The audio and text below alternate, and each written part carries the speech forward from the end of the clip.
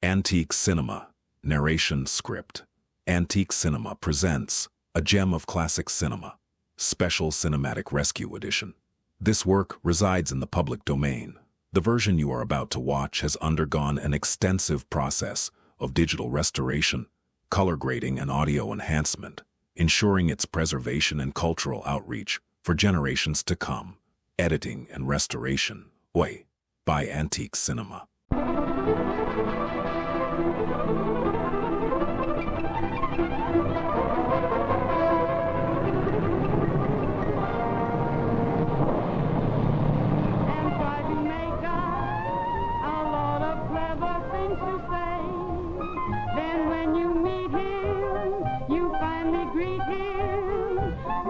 Something that sounds like a child of two, 'cause the cat's got your tongue when he's close to you. This situation, this indication, means you're in business with a thing called love. Hello, Dutch. Just make your mind up. You're gonna There's a little present for you guys from the syndicate.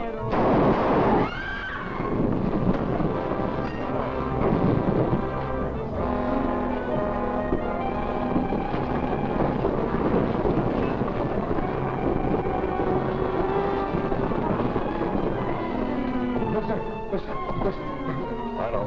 A couple of guys just got blasted in booth 5. Hello, operator. Police headquarters, please.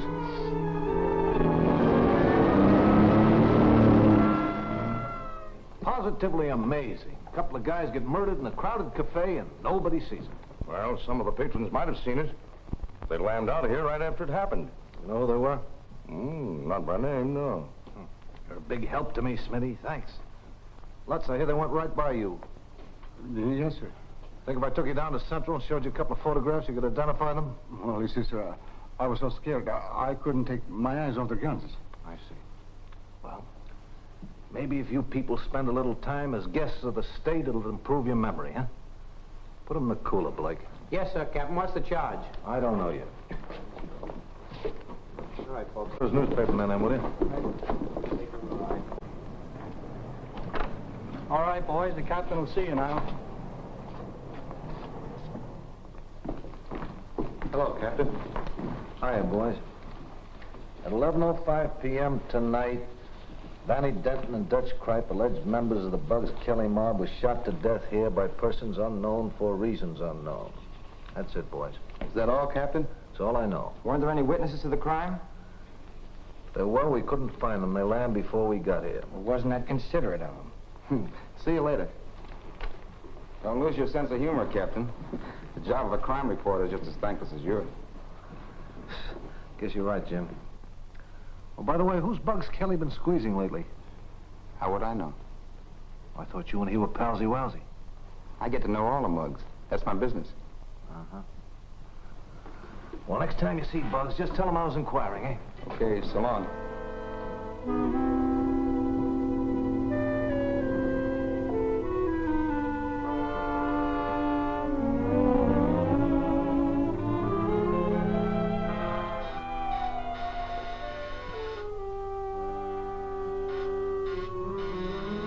Whoever it is, he's okay. Let him in, Slim. It's me. Is the big fellow in, Slim? Hi, Jim. Yeah, come on in. Hi, Bugs. Hi, pal. Long time no see. Yeah. Hello, Lou. Hey. Hi. Pull up a chair, Jim, and tell me what's on your mind. Have you been stepping on anybody's toes lately? No. Why? I've got bad news for you. A couple of your boys were rubbed out last night at Smitty's Cafe, Vanny and Dutch. Did the coppers tag anybody? A few reluctant witnesses. But Captain Ferroni figures you know the answer. Well, it wouldn't be hard to run down the guys that did the job, but... Another crime syndicate killing, huh?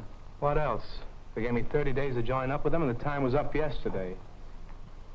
What a story that would make if I knew who was back of the syndicate. I wish I knew. You wish you knew. I'd give 10 grand for just one name. And I'm going to make it my business to find out who pulls the strings for the outfit you call Crime Incorporated in that column of yours.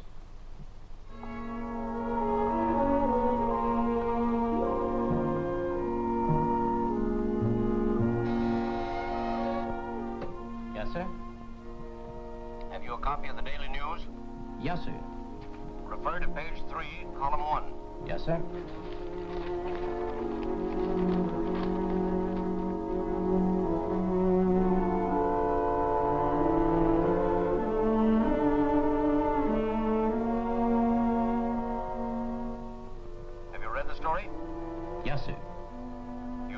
find Bucks Kelly's name among the deceased, do you?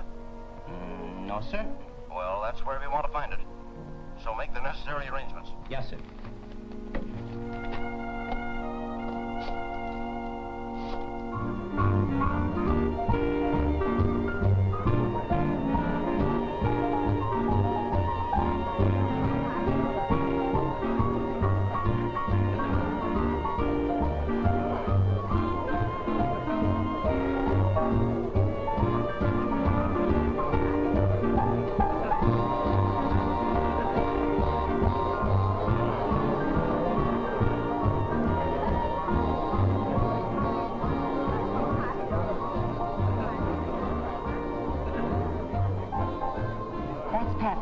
Celebrated criminal lawyer. Isn't he handsome? Is he the one that always wins acquittals for his kind? Yes, that's him. And he certainly collects enormous fees. Who says crime doesn't pay?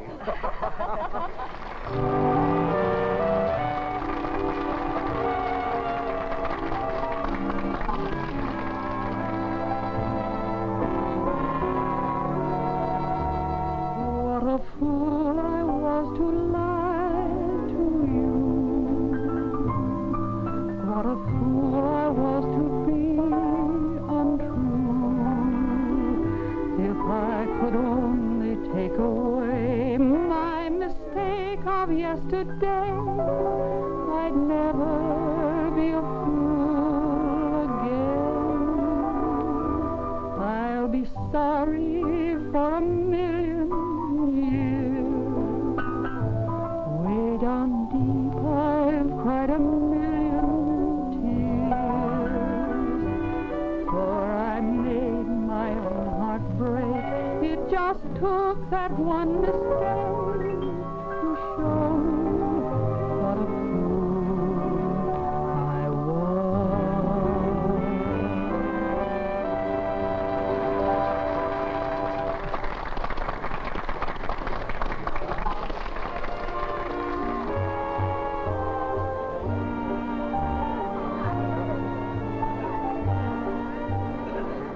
Have you any roast lamb?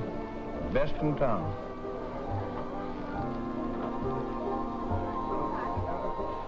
Him too?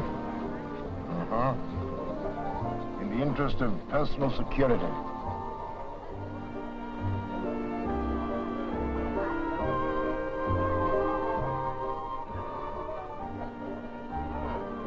Hey, look who's here. Hello, Tony. What's cooking? Some nice roast lamb. Roast lamb, huh? I didn't look at the menu. Getting aside, I'd like to place a bet for Bob Littell. How much does he want to bet? $5,000. I'll guarantee it. $5 grand? Okay. What horses Littell picked for the killing? I'm not circulating any hot tips around here. Give me a book, I'll write it down.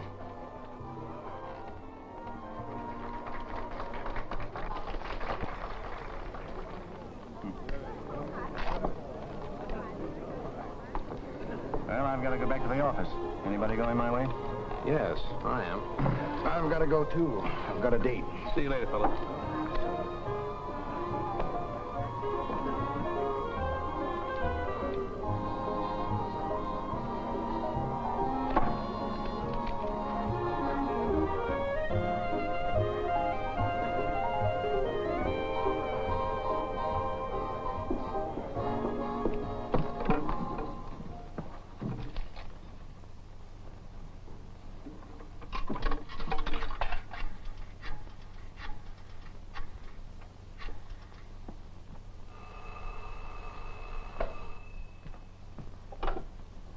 Hello. Oh, hello, Slim.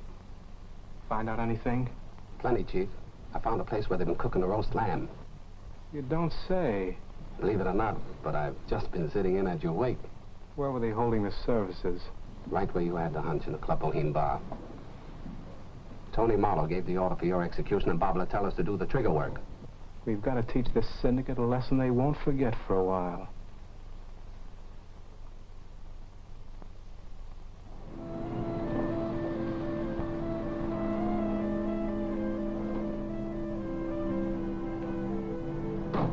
Wait for me, Bill. I won't be long.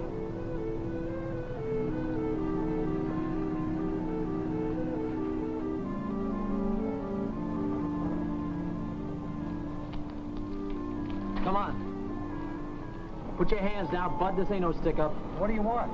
Come on, let's take a walk. Want to borrow your cap for a little while, buddy? Do you mind? Well, why pick on me? I never did you no harm. No one's gonna do you any harm if you don't get too curious. Come on, let's go. You're sweet, Trixie. One of these days we're going to get married. Huh?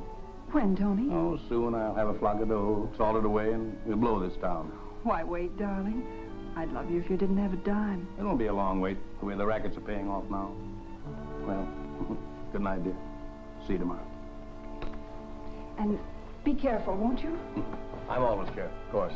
Good You know night. that.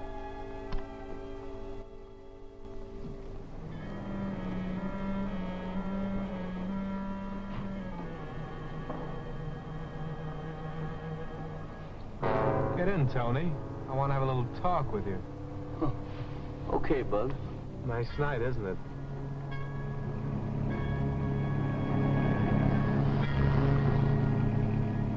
Do you mind telling me what it's all about? Not at all. I hear you've been giving out some hot tips on the horses. I thought maybe you can give me some. Somebody's been giving you the wrong steer. I never played the ponies. Stop stalling. I'm talking about the $5 grand tip you gave out tonight. Maybe this will refresh your memory. I see you recognize your handwriting. Well, how much you want, Bugs? Name your price and I'll get it for you, only just give me a break. Danny and Dutch didn't get a break. Somebody wrote their names on a piece of paper. Well, you wouldn't give me the works without giving me a chance to explain, would you? You wouldn't? Well, maybe that could be arranged, providing you'll do exactly what I say. Well, I'll do anything you want. I'll do... Then shut up till we get to where I'm taking you.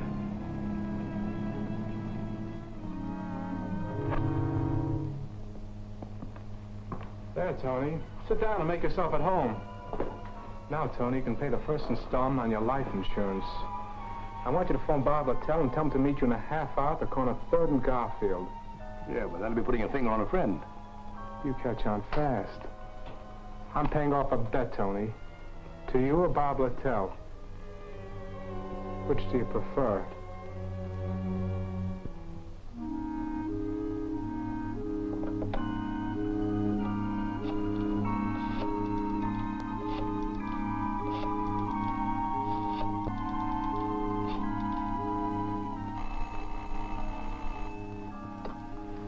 Hello? Oh, yes, Tony. What's giving out? I want to get a message to Bob Littell. Do you know where he is? Sure, I can get a message to him. What is it? 3rd and Garfield, huh? Okay, Tony. Goodbye.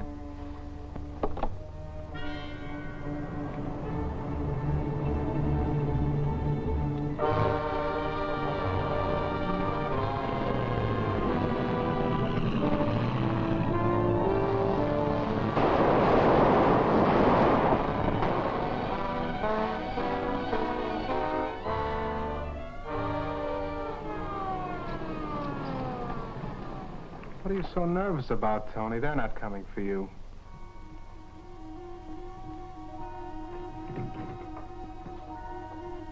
What's new, Lou? Anything interesting been happening? Not much. Oh, yeah, a guy by the name of Littell got gunned on the corner of 3rd and Garfield. Can you imagine that?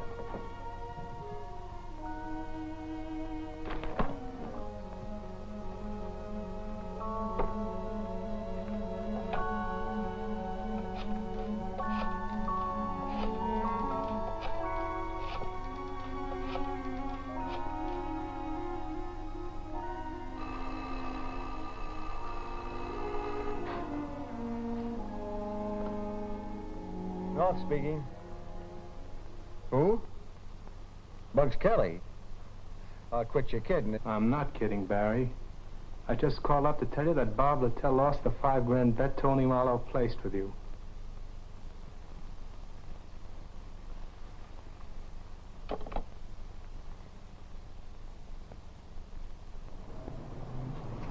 wish these hoodlums would be more considerate and do their killings at a reasonable hour, so us reporters could get some sleep. It's tough on you guys. Why don't you join the homicide squad? Do you suppose this Littell killing has got anything to do with the rub out at Smitty's? No, Littell was only a petty larceny hood. The guys that got it at Smitty's were big stuff. Say, what do you think about it, Jim? You got any ideas? I think there's a connection. I'm convinced that crime in our city's incorporated like any big business. If you know so much about it, why don't you write a book? That's just what I'm going to do, if I ever get time.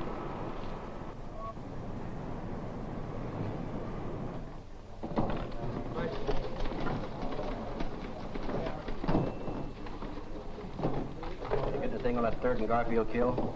Not much. A 2-bit gunman, Robert Littell, caught 3 slugs of lead from a person to persons unknown. Just another gang reprisal killing. But I got onto something that's really something. I'll show you my lead as soon as I phone the city morgue.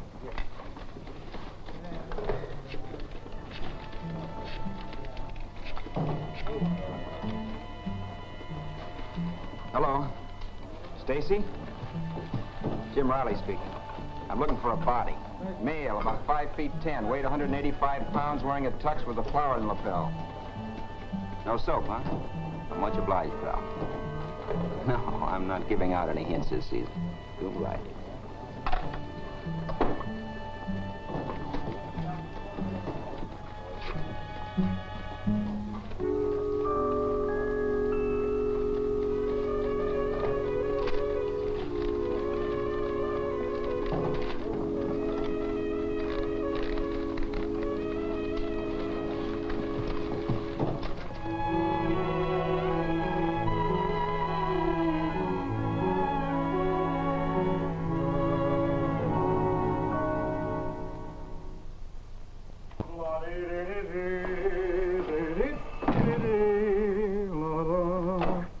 Riley?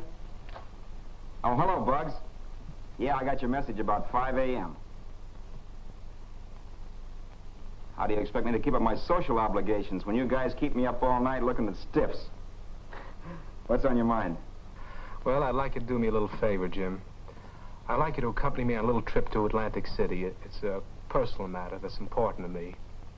I'd like to, Bugs, but there's a certain story that's about to bust in my face, and my boss might object. Well, what's the story about?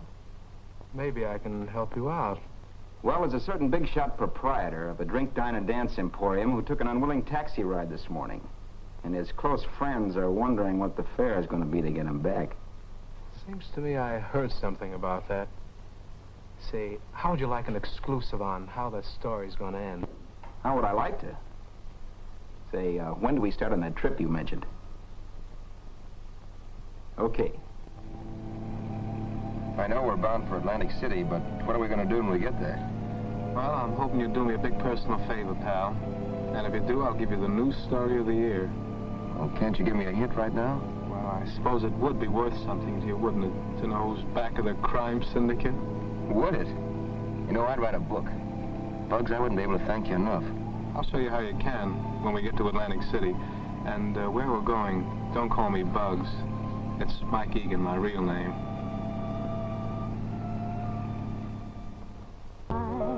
This is sweet surrender. My alibi is your touch so tender.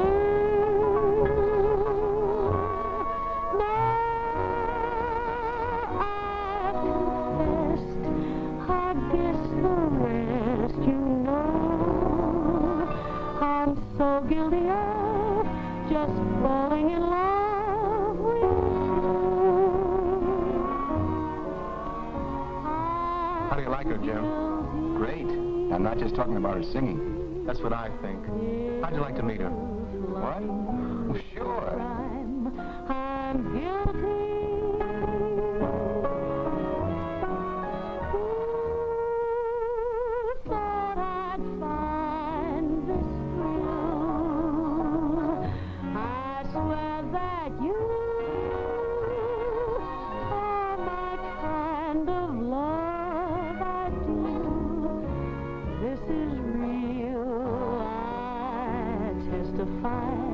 This is sweet.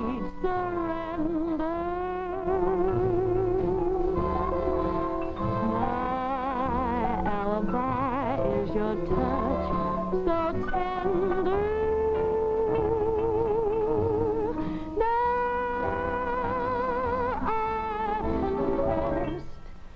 I guess the rest, you know, I'm so guilty of just falling in love with you.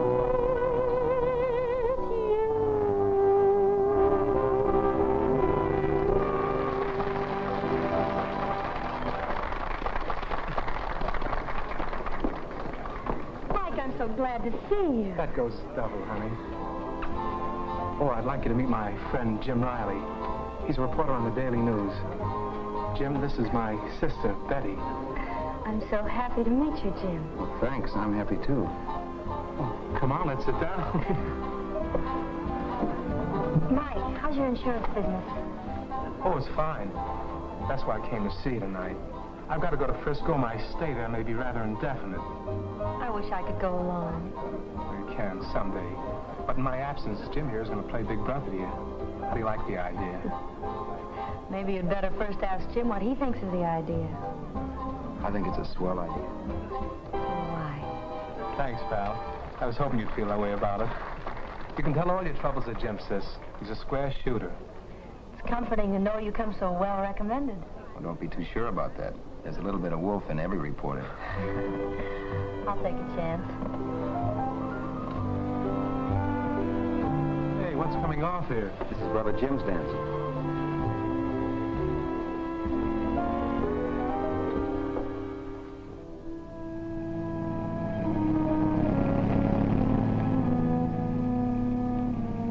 What are you thinking about, Jim? You've been at Clanford 25 miles at least. Oh, I was just thinking about Betty. She's a wonderful girl, Bugs. You think she's pretty nice, huh? That isn't the half of it. Well, she's freed and over 21. And, Jim, you're okay with me.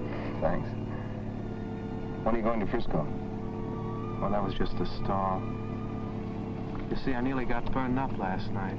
You nearly got burned up, huh? There, see what a close call I had? This was the order for my execution. Who ordered your execution? The operator of a popular night spot. 20 Marlowe, huh? Well, I can tell you this much. Tony Marlowe is one of the big shots of Crime Incorporated. And the deceased Bob Littell was hired to do the trigger work on you? Is that a good guess? Could be. But you can't prove it by him. That's why you grabbed Tony Marlowe. So you could sweat the names of the other big shots out of him, huh? How am I doing? Well, I know the fellows that picked him up, but I'm not giving out the names. But there's a rumor around that'll cost the syndicate $100 grand to get him back. It must be a big shot if they want to pay that much for him. Right. And it's my guess it'll be a bigger shot who'll do the paying off. Maybe the top man of Crime Incorporated.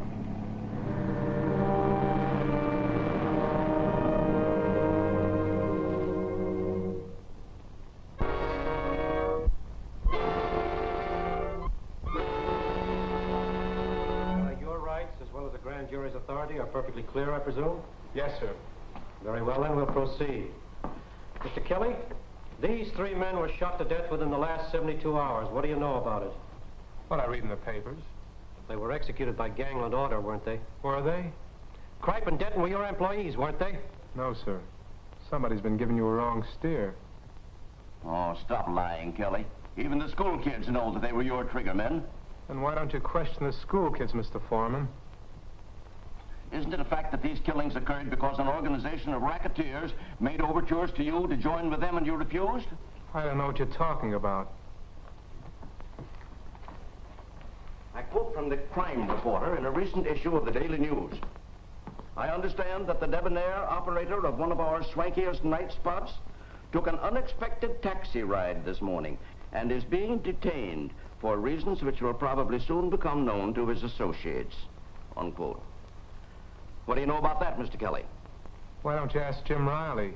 It was his story, not mine. That's what we intend to do, but while you're here and under oath, do you happen to know the identity of this night spot operator and those who detained him? I suppose you'll even deny that you're a racketeer. I wouldn't bother to deny it. You gentlemen wouldn't believe me if I did. Just what do you do for a living, Mr. Kelly? I'm a life insurance agent. My office is at 8457 Canal Street, in case you're ever in that neighborhood. Do any of you gentlemen of the jury wish to continue the questioning? I don't. That's all, Kelly. Thank you, gentlemen. We have just time for a short recess before the police bring over our next witness, Adolph Lutz. We're not going to let a thing happen to you. Hey, try that hotel across the street. That shot could have come from one of those upper windows. Yes, Captain. Come there. Shot. I'm dying. I knew they'd get me if I talk. Take it easy, Lutz. You're not dying. You're just nicked in the shoulder. Get the ambulance, please. Yes, Captain. Thank you, Captain.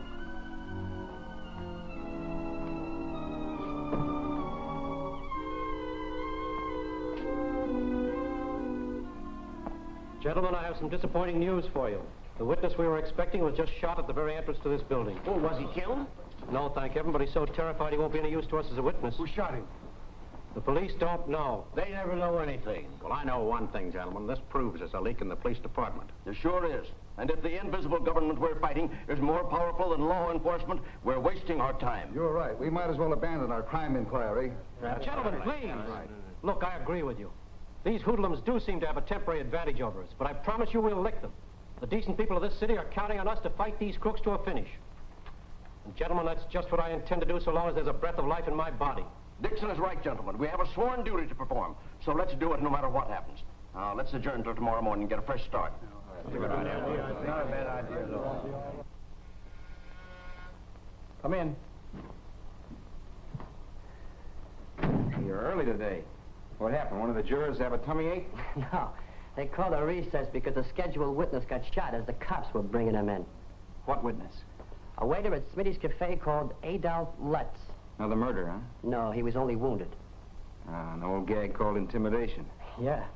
Here's today's transcript. Oh, thanks, pal.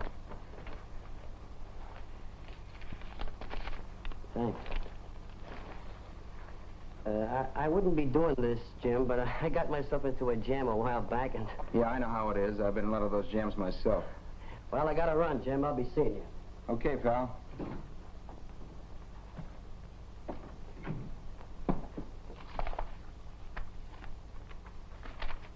If I don't get word from Tony pretty soon, that Trixie dame's gonna drive me nuts. Get your feet off the desk. I'm calling every 5 minutes. What's Bugs waiting for? He knows he'll get paid off. Putting the squeeze on is as much pleasure for him as collecting the bill. Come in. Messenger just brought this for you.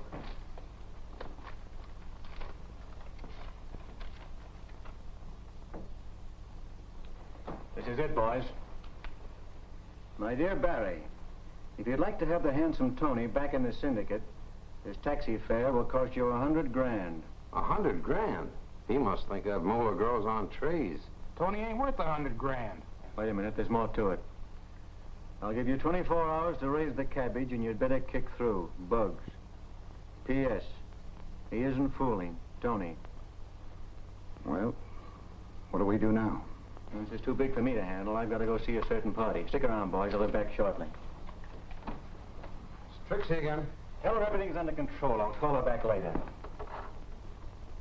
It's time to contact the syndicate. Where's that phone number I got from Tony Marlowe? Oh, there it is. Come here and get an earful, Jim.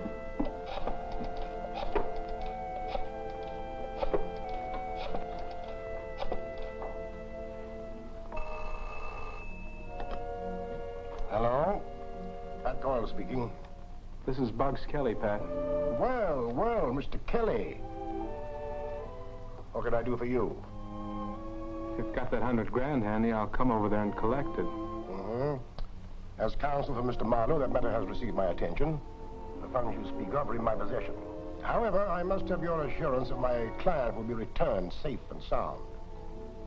Oh, yes, I'll take your word for it. When may I expect you? I'll be there in 20 minutes, and you can tell your syndicate triggerman to lay off. If there's any funny business, the joke will be on Mr. Marlowe. Syndicate? Triggerman? I don't know what you mean, Mr. Kelly. Are you kidding? Holy mackerel, Coyle. I just as soon believe the police commissioner was mixed up in this. But maybe Coyle is only acting as Tony's lawyer. Use your head, Jim. Pat Coyle's a syndicate big shot, and you can go to sleep on that. Well, I guess this will hold 100 grand. Will you give me a lift, Jim? Sure.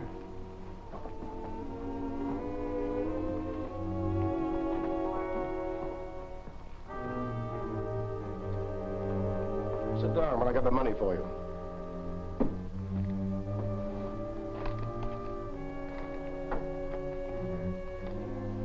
Oh, here we are. 100,000. I guarantee it. I'll take your word for it. Good. By the way, there's a friend of Tony's here that'd like to speak to you. Of course, it's up to you. Okay, I'll listen to him. I'll show him in.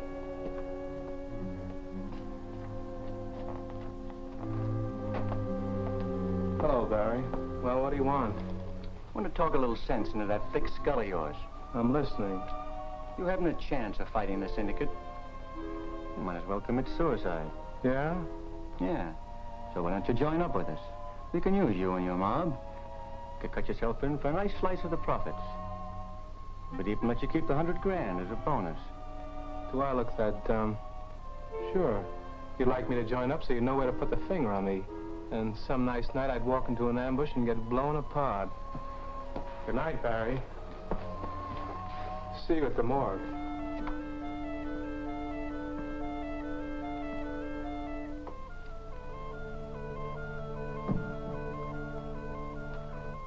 No go, huh? No. Yeah, thought he wouldn't fall for it. He's too smart. We'll get him later. As soon as Tony gets back. Well, Tony, you're back in circulation. Pleasant dreams.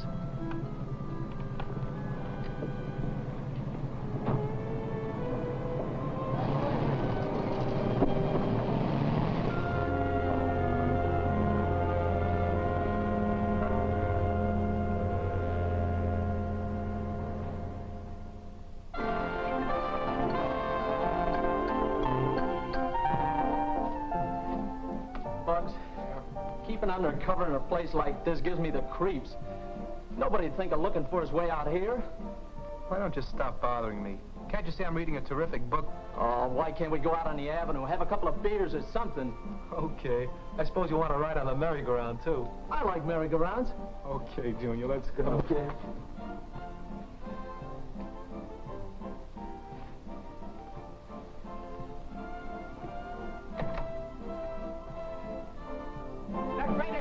That you've ever seen in your life. And this, my friends, you're standing in front of is the Wax Museum. It's sensational, it's educational. Now, folks, I want you to step inside, see some of the famous and some of the infamous men and women of history. I want you to step inside and see the Chamber of Horrors, some of the torture implements used in the Inquisition. And, folks, I want you, above all things, to see some of the devices used in capital punishment. Hand me that, will you please, dear?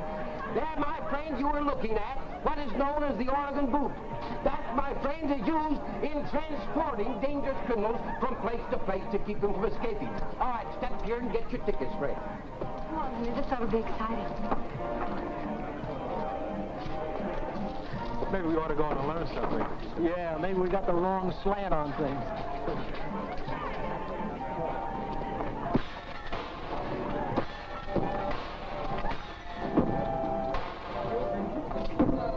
We're going into the waxworks. Swell.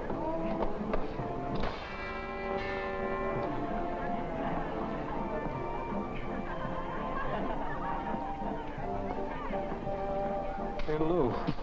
Who's that? I heard someone say she was Portia. Portia? What a mouthpiece that dame was. What mob did she front for? Oh, you dope. Didn't you ever read Shakespeare? Oh.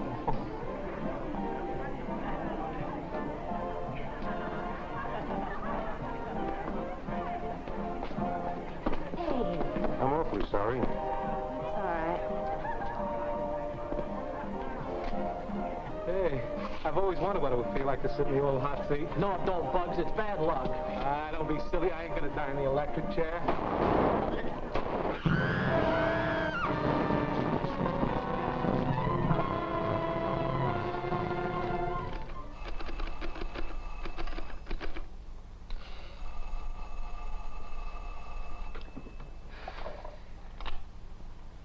Jim Riley speaking. Oh, hello, boss. How's crime? Jim, I've got some news for you. Bugs just got knocked off. What's that?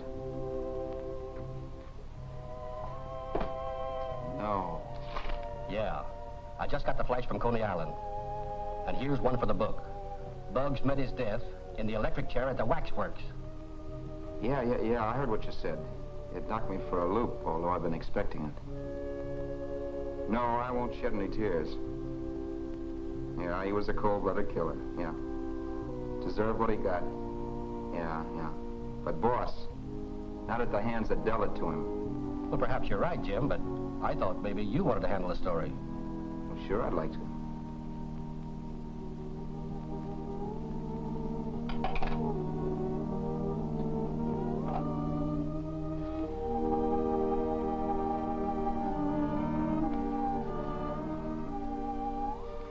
It's a break for you, kid.